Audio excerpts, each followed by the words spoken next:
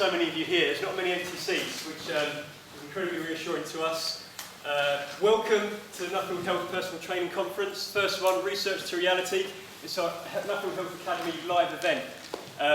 There's been a team of us working on this for a good few months now, trying to pull together what we hope will be a really valuable day for you as trainers and as nutritional therapists. We've managed to bring in some great speakers for you, covering off a whole wealth of topics that we think are relevant to the jobs you do every day. Before we get into all of that, and before we start moving into some of our speakers for you, I've got a few things I need to cover off with you. First of all, there are some kind of hard and fast rules that we need you to be aware of today, so let me get through those first. Fire and health and safety, that sort of thing. This kind of has to be covered off, right? There is no fire drill planned today, so if you do hear the bells go, once you're over the panic and the alarm of it, there are going to be some people in your room from central office who are going to be room captains. They have the fire safety briefing. Look towards those people. If they look like they're wide-eyed and they're scared, give them a slap and ask them what to do. Generally speaking, though, we should know where to take you. Room captains, can you make yourself known at the moment? Just put your hands in the air so people know who to look for. Generally speaking, if we're in a green shirt, we should know what to do if the worst event happens. Should. All right? Okay. So fire and safety is covered off. You will be aware that there's a National Silence Day for those who lost their lives in Tunisia recently. We're going to be observing that today, so there is going to be a pause in the sessions. I'd ask you to be respectful and acknowledge that as well, if you could, please. And finally, you will notice that there is a camera right here in front of us. There's going to be a camera in every room. The idea of that is that we're going to be hoping to record the sessions so that those who can't make today, those who are back running your club while you're here, perhaps, or the sessions that you can't see are going to be available to you on the Academy online. With that in mind, when it comes to the question sections, or when it comes to just generally sitting around it, please be mindful of the fact that we don't want you to say things like fuck or bugger, because it tends to skew the recording. We'd like to keep a bit of decorum about the day. So if you could be mindful of your own language, again, we would be most grateful. Those are the hard and fast rules. Now a few requests from me so that everyone in here gets the most out of the day. First of all, I'd invite you to be open about the different ideas and information that you're going to hear today. Be open, compare it to what you already know and do, and then advance what you already know and do. That's the whole purpose of it. Okay, there's nothing in here to say you should or shouldn't be doing anything. This will either complement or slightly change what you do with your clients to their benefit. That's the purpose of the day. Be open to that. I'd ask you to be respectful to the people in the sessions and the speakers as well. So within that, whilst we actively encourage you to get on social media today, use the hashtag Research to Reality, let people know where you are, let people know what you're enjoying about the day. Do it at the right time. Not in the middle of a session when someone's trying to talk, not in the middle of a session when someone else might be asking a question. If I could just ask you to bear that in mind, again, everyone will get most value out of the day as a result. That said, ladies and gents, again, welcome to this event. We hope you enjoy it. We hope to do plenty more of these, but that is going to depend on what you take away from the day. With that, I'm going to hand over to our fitness director, Chris Harbron, and our professional head of fitness, Chris Foster, who are going to introduce the event properly, and you can get someone else's accent in your ears under mine. Have a great day.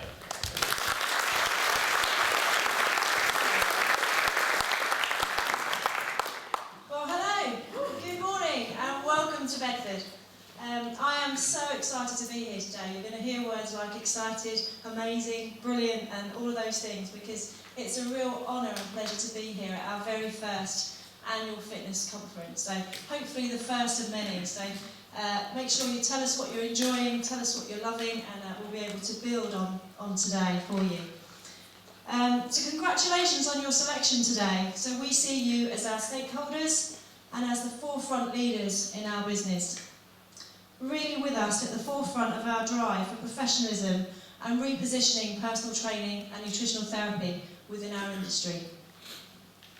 I couldn't start an opening today to such a brilliant day without saying a tremendous well done to all of our personal trainers and nutritional therapists. So I'm going to ask you all to give yourselves a huge round of applause.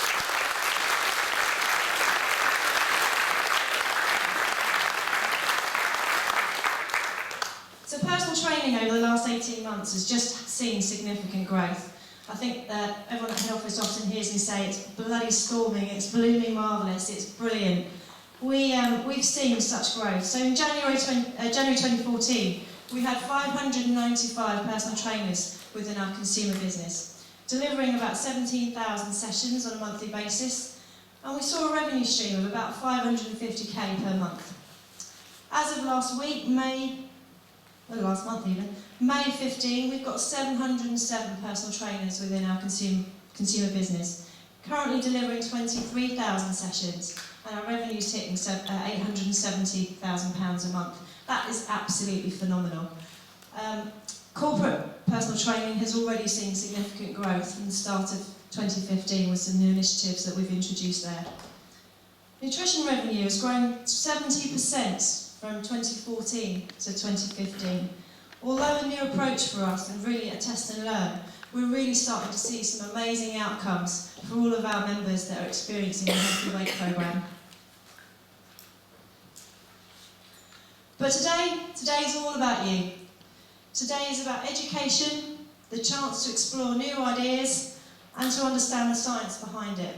And we've got some great fun installed for you at the end of today. Today's programme really looks after the pillars within the Academy, looking at sleep, stress, nutrition and exercise, and of course all underpinned by your coaching expertise. Today also earns you a great 6 EBD points for all of the sessions that you choose today to attend. I'm so proud and honoured to welcome all of our guest speakers today and to say thank you to Glanbia and to our Health Score team who have supported us in today's event. But most importantly, today wouldn't have been possible without the Central Fitness team. Without their dedication, creativity and hard work, today wouldn't have been able to come together. So I'd like the Central team to stand up, and I'd like you all to say thank you to Ross, Chris, Phil, Natalie, Sean, Rick, Geeta, Lydia, Ash, Henry and Jamie. So if you can all give them a round of applause.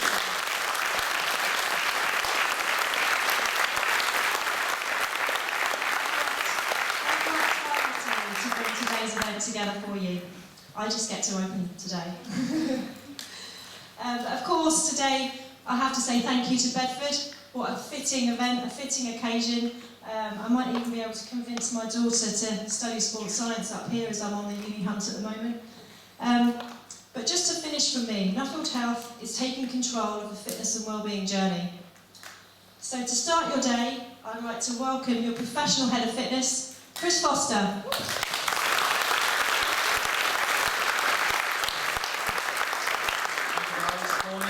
Great to see so many people here. So I'll try not to take too long because obviously I want to get the real main speakers on. But for me, what I wanted to start off with today is thinking about why we're here. And for me, it comes back to the beliefs that we hold here within Nuffield Health. So those of you that have been going through your new brand training have probably seen this slide. We believe in no nonsense, and I think that's absolutely crucial for us in the fitness industry because I'm sure we all know there's some interesting things out there in the industry, there's some interesting bro science being pushed around, and I think what we need to come back to is that as a business and as personal trainers and nutritional therapists, we need to consider what we're advising our members on in order to help them achieve their goals, and that's what today is all about. It's all about evidence-based approach to delivering your services. And we did some insights recently with a project that's going on in the background that I'm sure you'll all hear about very soon. And this actually came from just general members of the public. And what it tells us is that they really value expertise. They value it above all other sources of advice. So it's absolutely crucial for us to, in order to help our members and clients achieve their health and wellbeing goals, that we help you develop yourselves as experts in your subjects. But interestingly, some other research that was done and released at the UK Active National Summit last year showed us that the public, in terms of when it comes to trusting people to help them with their health and well-being, the trust that they have in doctors and GPs and nurses is right up there at the top. But when it comes to, unfortunately, gym instructors, personal trainers, they're classing that much lower down. Now, I'm sure they didn't talk to anybody who uses a Nuffield facility in that research. However, I think it's really interesting that we have this kind of battle on our hands, and so it's really crucial for us that we help you develop yourselves, as we said, in the areas that you work, to try and change the public's perception. But let's see what we're kind of working against here. Hi folks, my name is Fraser Park. As you can probably gather, I'm not American. Okay guys, sorry, just filling. What's going on YouTube? Maddie with Fusaro Fitness. Just got out of the gym, can't talk for long. I have about 30 minutes to get home from the gym, so I make sure I get to the post-workout anabolic window and get my shake in to make sure I don't miss out on any necessary nutrients to build muscle. All we have to do now is ensure that we don't hit any traffic on the way home, so we don't miss this window of opportunity.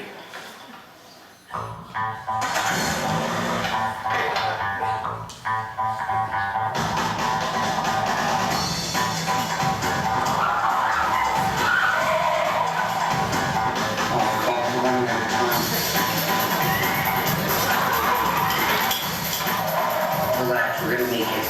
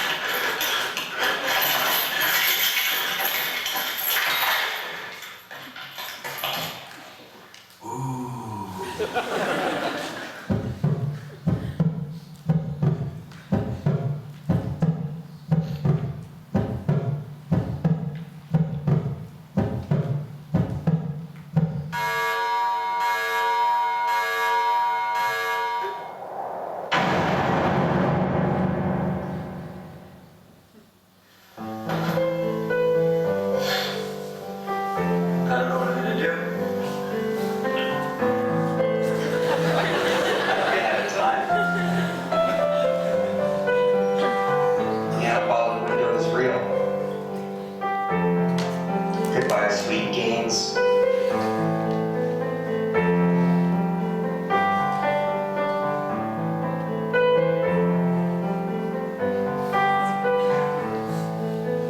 So who still believes that the post-anabolic window is still real? It's time to challenge some kind of commonly held perceptions, I think, and that's what we want you guys to do for us. So, today is all about the science, as we know. There's a lot of focus on the science and the research, but some of you will be able to get a fantastic insight how to develop your coaching and your business as PTs and obviously nutritional therapists having some spin-off sessions as well. So Nathan Haig is going to be delivering a session around how to use social media to help you develop your businesses. But I'm pretty sure it's going to be 2 hours of just this. So it's pretty quick, so you've probably seen his session now already. Now, another piece that we wanted to show you today, you've got a leaflet in your bags about the Life Fitness personal trainer or personal trainers to watch competition, which we hosted a couple of years ago at St Albans. Fantastic competition. PTs from all over the world selected by Life Fitness, who are our main equipment supplier. We really want to see as many Nuffield Health personal trainers in that competition as possible this year. You can nominate yourself, which is great, but you can also get your clients and colleagues to nominate you as well. So as many as possible, try and get yourselves nominated. Having seen that competition, a number of us in this room, I can guarantee that there are people in this room who are as good, if not better, than the people in that final. So we really want to see you there. And if you get to the final, you get a nice trip to Spain thrown in. So let's get some names in there.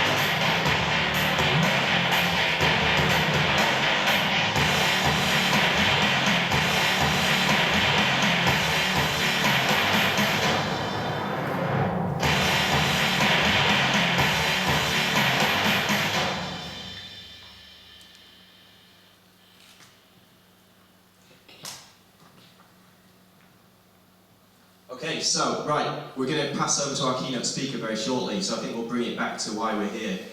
We're very much looking at the research, so we've got our hashtag of research to reality, Having met our keynote, Chris Beardsley, a couple of weeks ago when he was talking at the Royal Society of Medicine conference, I'm sure you'll appreciate this slide. It talks to you about the levels of evidence that we need to establish whether something is worthwhile as research.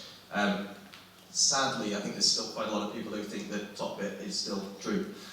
So hopefully we'll help you move away from that direction today. And I'm really proud and pleased to introduce your keynote speaker, Chris Beardsley.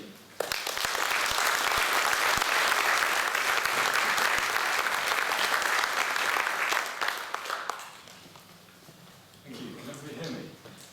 Yeah. Yes? Or just the people at the front? It's not real loud. No, you're good. Is that okay? Chris, I can hear you over here. Yeah, you're done. Yeah. Thank you. Excellent. Well, I'm basically here to talk to you about what evidence really is. And Chris actually stole a lot of my talk this time by putting that slide up, because essentially that's where we're going to end up at the end. But we're going to get there in a slightly more roundabout way, because we talk about evidence all the time, we talk about research all the time, but we don't really know why. We don't really know why it's so important. And so essentially, most of my talk is going to be about the second half of that statement, which is why you should actually care. Not what it is, but why you should care about it. So,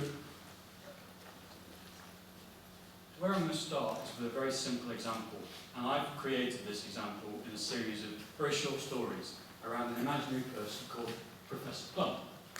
And that's largely because I spent most of my youth in caravan holidays in England where it was raining and we all played Cluedo all the time. So, which is one of the reasons why I now live in Italy. So basically what I have here is a claim. And the claim is Professor Plum ate biscuits. Now it's a very simple claim, and you might make it any day when you're in the staff room and somebody else is eating biscuits. And somebody else was standing there with you, or with Professor Plum, and they go, well, how do you know that? How do you know that he ate those biscuits? And the evidence is that he's got crumbs all down his sweater.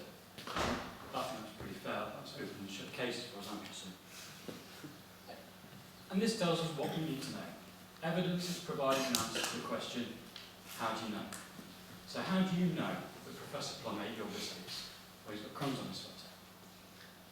Right, okay. So far, so good. This is where it gets a bit more involved. Professor Plum ate the biscuits. How do you know? He's got crumbs on his sweater. Well, how do you know those crumbs came from our biscuits? How do you know that he didn't just come from another meeting where we have biscuits? Professors go to a lot of meetings, and they generally get fed a lot of biscuits. So, we know that they're our biscuits that he ate, because we only get biscuits with green icing on the top. And those crumbs have green icing. So we know it's Professor Plum. He is clearly the culprit, and we can condemn him for illicit biscuit eating. And this is where we end up.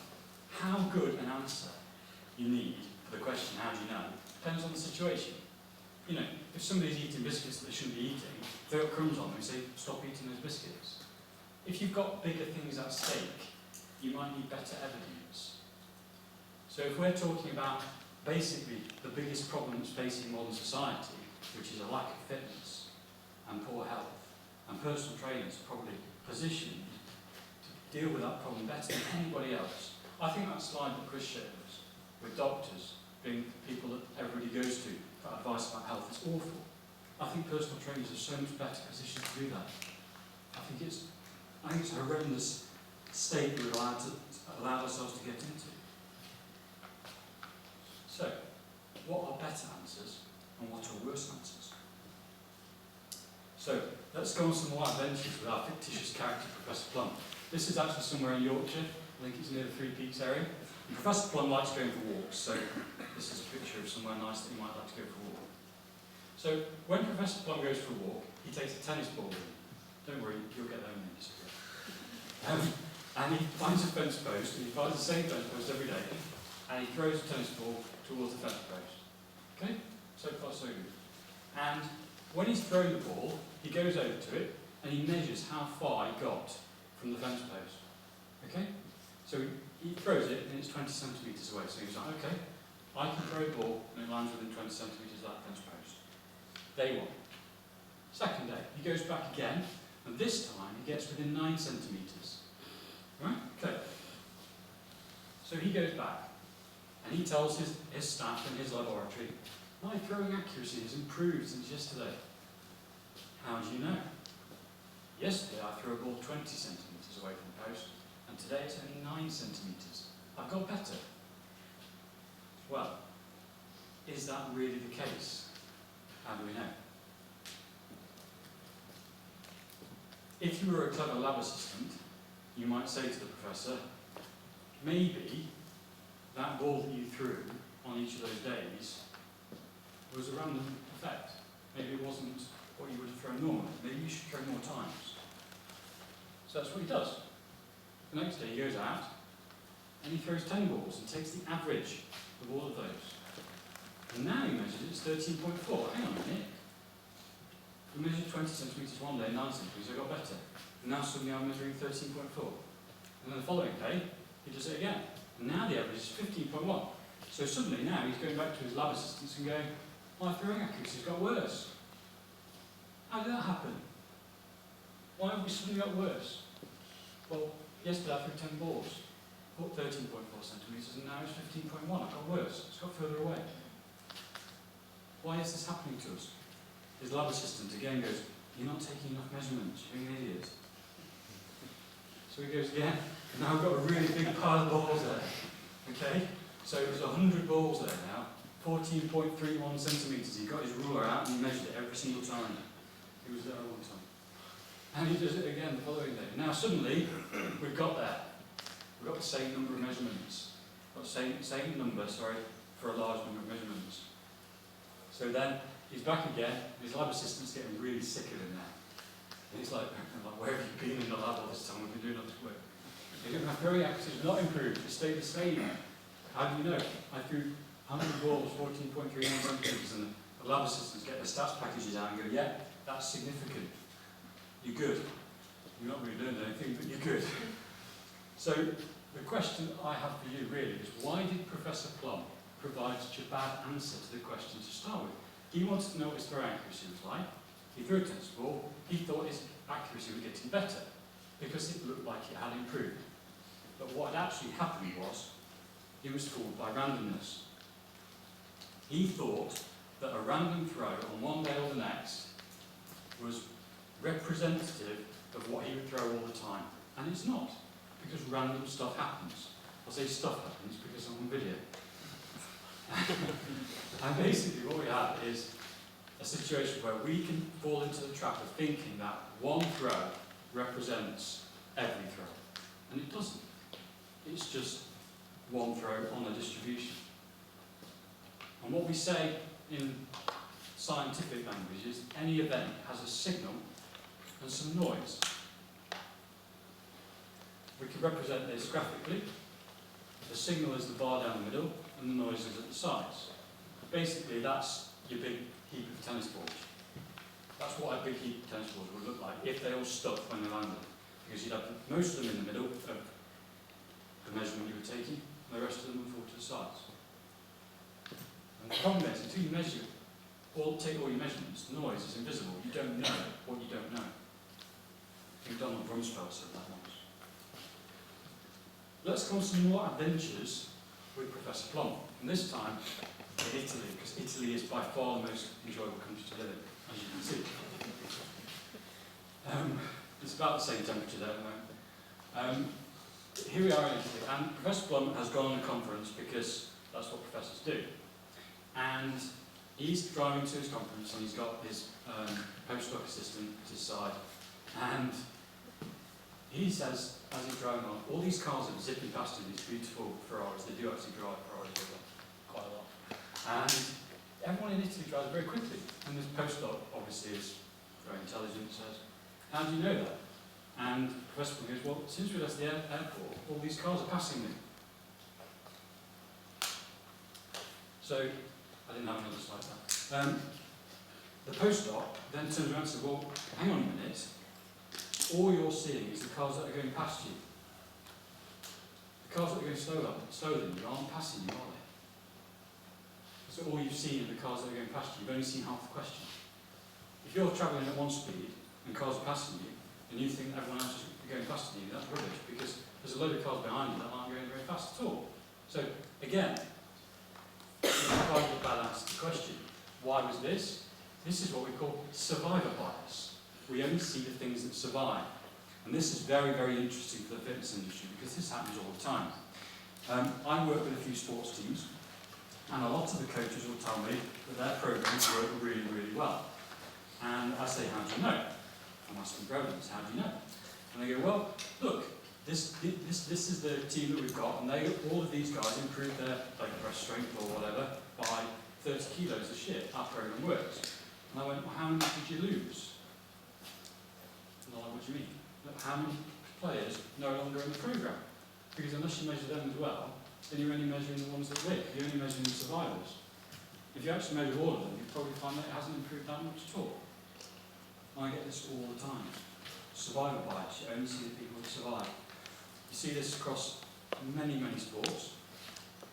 It's called selection bias some places. And there's a very interesting observation that some people make. They go, cycling gives you big legs. Cycling makes your legs, the quadriceps, huge. Okay, why do you think that?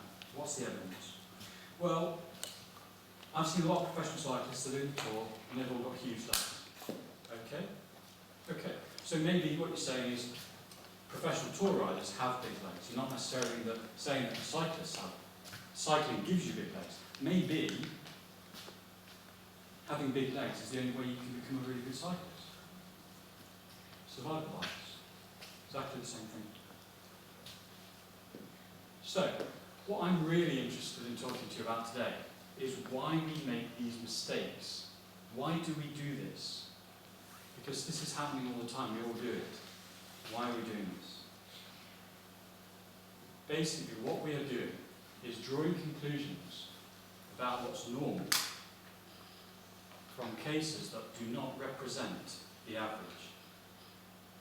So, all the way back to the beginning with Professor Plum and his tennis ball, he drew a conclusion from a single tennis ball throw about what the average tennis ball throw would be like. Not valid. Can't do that. It's rubbish.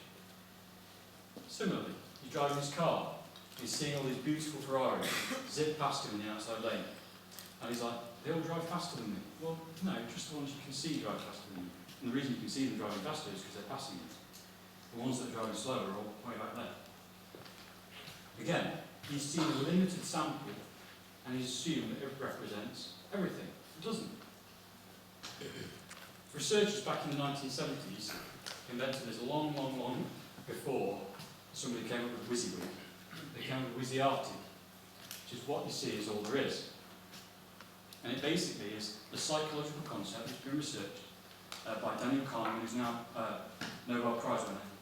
And he found that we only see, or we assume that all that we see is all there is.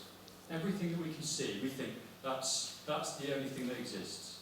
Anything outside of that sphere doesn't exist. We're just going to make a decision based on what we can see. And that leads to both of the problems that we just talked about. It basically leads us to make conclusions about things based on the only thing that we can see. I was talking to Dan earlier. A lovely example is I was chatting to a physio friend of mine who I spend a lot of time with. He's a great guy. And he was telling me that he takes certain measurements every time clients come in. And every single client that comes in has this similar pattern. And I'm like, that's really interesting. Tell me more about this. He tells me more about it. And he says, I think this is the way people work. This is the way people move. And I'm like, how many healthy people have you tested? Silence. And I'm like, maybe you should do that before you go much further. Because he had fallen into the trap of assuming that what he saw was all there was. He thought that everything that he measured represented everybody, and it doesn't. It just represents the people we've measured. And I call this the confidence pitfall. I say confidence because I think it cons us more than it cons other people. That's what Chris was talking about, our favourite strength coach on the internet earlier. And it's actually a double con, because what happens when we first see something? So let's say we see something, and we think that, cycling is great for building big, strong quadriceps. Okay, fine. Let's take that as an idea. And we form that opinion based on some cyclists that we see who've got big quadriceps. Okay. Now, what happens after this is called confirmation bias. Every time now we see a cyclist who's got big legs, we go, yeah, that's it, I remember that, cycling gives you big legs. We see a cyclist with tiny little twigs, the legs, and we just filter them out. That happens all the time, we just filter them out. And that leads us to basically perpetuate whatever belief we had at the beginning, forever and ever and ever. And we very rarely change it. And this is perfectly normal. This is not something that people do because they're not very good at what they do. This is what we all do. And this is actually why we invented research, because we're so bad at this stuff. We invented research to basically help us figure out how to understand things, because just looking at stuff hasn't worked very well. And this is the simple version of what Chris showed you. I say simple version because this is the version that we use in strength and conditioning. Medical science uses a more complex version. It essentially basically just says that if you have a randomized trial, which means that you randomly allocate all of your subjects into 2 different groups or 3 different groups, then you can move up towards the top. And the reason for that is what you've done is remove the possibility of having selection bias. You've removed the possibility that you end up with all of the people that are going to do well in one group and all of the people that are going to do badly in the other group. You basically stopped yourself falling into that trap. And the research works in that we have enough people in both groups to create the effect that Professor Plum saw when he threw 100 tennis balls. We have the effect where we have significance. So, why do you care about this? Well, this next slide that I'm about to show you, I think, demonstrates why you should actually care about what I'm saying. This is a chart taken from an incredibly famous study. It's actually so famous it's called the famous study. And basically it shows you the strength increases that a group of people had. I think it was 435 people took part in this study, and they all did resistance training for 12 weeks. And all they were looking for was how varied the responses were in this group of people. And on the left is the average for all of them, 14%. 12 weeks, 14% increase in strength. Okay? And this minus 32% represents the most unfortunate person in the entire group, because they lost strength. They got weaker. They did a resistance training program and they got weaker. It does happen. Very rarely. Okay? And this superhuman over here increased by 149%. That's just astronomical. That's incredible. I've never seen that in my life. Right? So, this is why you should care about this, because let me walk you through a scenario. Way back when you probably started, you might have had some clients who you took through a very simple resistance training program, and you had maybe a couple of them at a time. And maybe, with the program that you were using, some of them got enormous gains in strength. And you were like, I'm a genius. I'm the best. I've created the world's most effective strength training program. I am the next Charles Paul. You know? And then, right? And then, you tried it with some other people, and they got weaker, or they didn't increase at all, or there was some, and you were like, actually, maybe I'm not as good as I thought.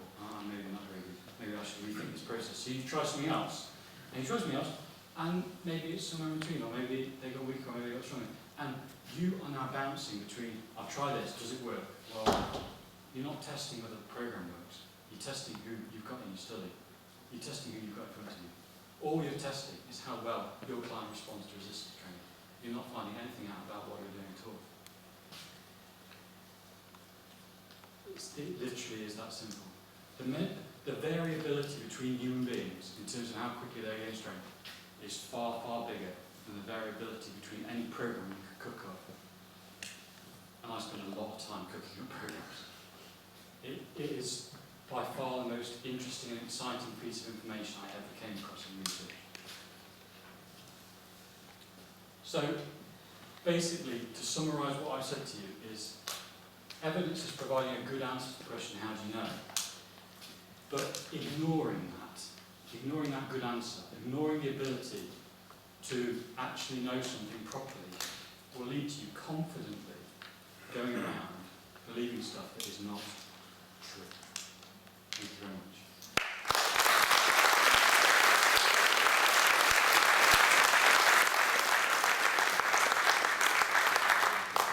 Thank you to Chris, and I think the other guy's name was Chris as well. Unfortunately, I'm Ross. But yeah, I just wanted to run through what's going to happen now and where you're going to go, because we're going to be out of the main theatre now, and the rest of the day you're pretty much going to be in P Block. So within your programmes that you've all got in the bags, there is a timetable of the day with the room numbers. So you should have also been given a list, knowing exactly where you're going. So what we're going to do, each room has got a room captain, which are the guys in the green shirts from the Central Fitness team. So I'm just going to run through the first rooms that you're going to and who your room captain is. And then the room captains, if you can just kind of stand up and make your way out to the quadrant, other than Chris, who's staying here in the main theatre. And then if you find your room captain for the first room that you're going to, they will take you to that room. There's 10 minutes between each of the breaks, so it is quite a quick turnover. There's signage over most of the university, so you can kind of work out where you're going to, but if you do struggle at any time, like Phil said, just find one of us and we'll be able to direct you in the right place. We will also be having lunch over in P Block, so lunch is provided for you. You'll have an hour at that point, so it's a really good chance for you to network, and please do make sure that you mingle and speak to people and the guest speakers as well. Make sure you stay hydrated through the day. It is a really hot day. Grab another water bottle if you need on the way out, and just keep filling it up. There's water fountains around as well, so please do make sure that you're hydrated and really just enjoy the day. So just quickly, room captains then. Main theatre, if you're staying here for the first session, just literally stay put. Chris Foster's going to be in here. Room 1 is P032, and that's going to be Sean. So if you go and find Sean when we leave the theatre. Room 2, which is stress, sleep and exercise, that's P033. That's going to be with Rick. Room 3 is P101, that's athletic performance, and that's going to be with Ashley, who is up here. And room 4 is going to be with me. So if you find me and we'll work our way over, that's the business, the coaching and business development. And then the final room is going to be the nutritional therapist. And you guys will be in that room for most of the day up until the end. So if you go with Natalie and Henry, then they will take you over there.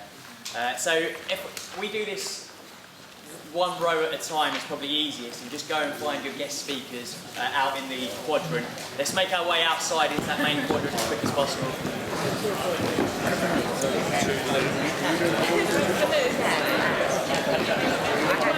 We're going to the nutrition. I should have followed those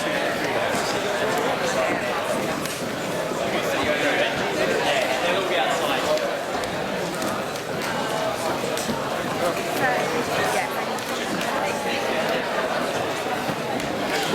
It's like everyone's sort of heading the same direction.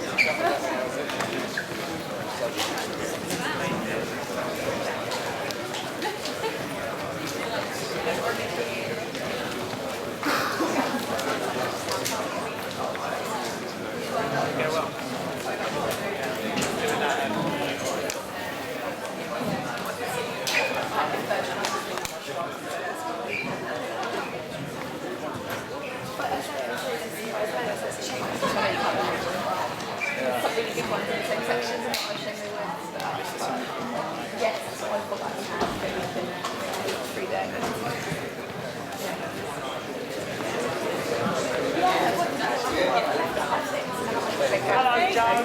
How are you?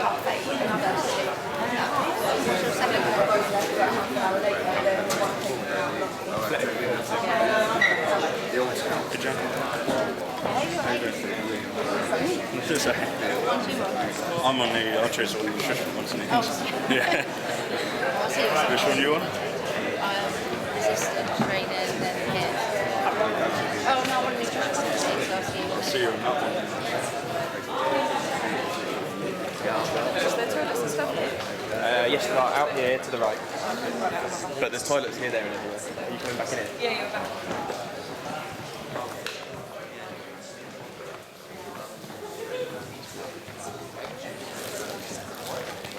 I'm the same, yeah. Yeah, just out here to the right. Queuing, maybe towards the water. In fact, there's the building straight across. Staying out here to the right, but digging in for the water. Over there, mate. Guys, if you want to bring yourselves into the middle, so Chris can see you. Trying to shout to people around the top about it.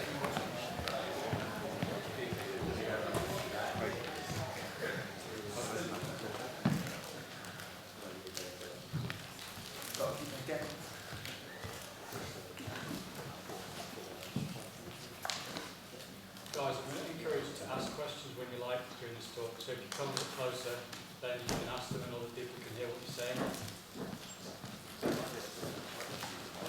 We're going to